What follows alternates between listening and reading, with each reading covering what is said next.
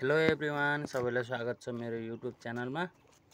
र आज चाहिँ मैले यहाँ देखाइरहेको यो चाहिँ कालो बेसारको चाना र यसलाई चाहिँ अब सुकाएर पाउडर बनाउने हो। त्यही भएर मैले चाहिँ सुकाइरहेको छु। यो कालो बेसारको धुलो चाहिएमा चाहिँ हजुरहरूले कन्ट्याक्ट गर्न सक्नुहुन्छ। र कालो बेसारको बिउहरू चाहियो भने पनि यो भेराइटी 1 नम्बर वालाको चाहिँ चाना हो है। यो एकदम निलो पसेको, यो सुकेर चाहिँ यो पुरै यो सेतो सेतो देखिया हो। खाँदाखेरि परपराउँदो हुन्छ यो 1 नम्बरको। र 2 नम्बरको चाहिँ अलि तितो तितो टाइपको हुन्छ।